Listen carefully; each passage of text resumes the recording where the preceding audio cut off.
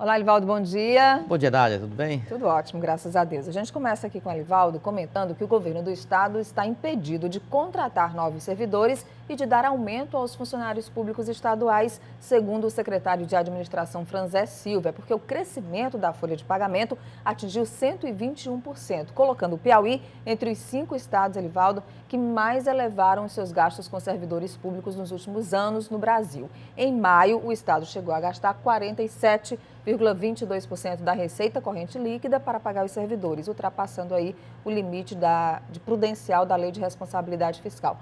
O limite máximo é 49%.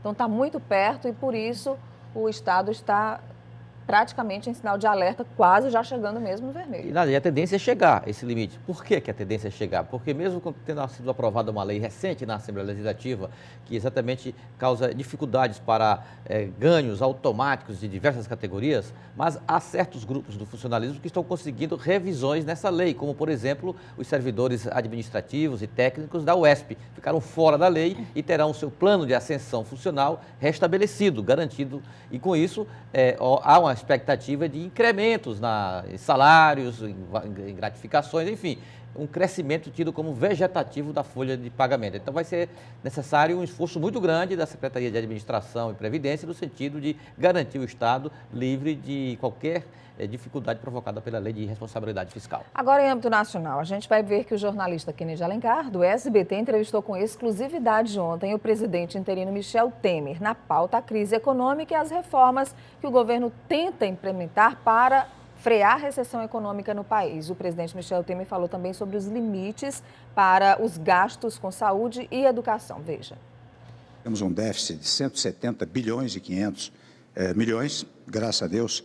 Nós conseguimos no Congresso Nacional a aprovação da ampliação dessa meta, a fim de que não cometêssemos irregularidades de natureza orçamentária, né? Temos empresas estatais com grandes dificuldades, eu não quero falar nada do passado, naturalmente, eu estou falando mais para o futuro. Mas devo dizer, e tenho o dever de dizer, aquilo que nós encontramos no governo, para que daqui a pouco não digam, não é, que nós somos os responsáveis por este ou aquele problema que existe no país. Qual que é o maior desafio? É na política, é na economia? Na economia é um grande desafio. Na política, também com a graça de Deus, nós conseguimos encontrar uma base parlamentar muito sólida. O senhor disse nessa semana que os gastos em saúde e educação serão mantidos nos atuais patamares, né? Isso vai constar expressamente dessa proposta de emenda constitucional, e são os 18% para educação e cerca de 13% para a saúde, que é mais ou menos o que se gasta hoje? Esses percentuais serão mantidos. Realmente é uma limitação dos gastos públicos, portanto, a reformulação orçamentária levará em conta apenas a inflação, será como partido chamado orçamento zero, que nós tínhamos falado no passado, né? Ou seja, recomeçar o orçamento baseado apenas no aumento derivado da inflação. No mercado, os empresários cobram medidas concretas. O que vem por aí que o senhor pode antecipar? Incentivo para os investimentos, viu, Kennedy? Porque o principal problema hoje, de uma certa instabilidade social, é o desemprego. Então, do instante que, por exemplo, Minha Casa Minha Vida, quando você reabrir realmente a construção civil, pode dar muitos empregos. E isto movimenta a economia.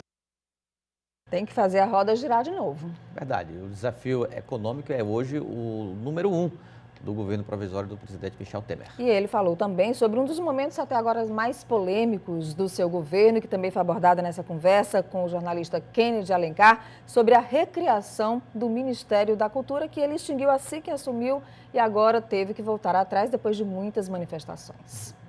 Você sabe que só os autoritários é que não recuam quando percebem que houve talvez um equívoco.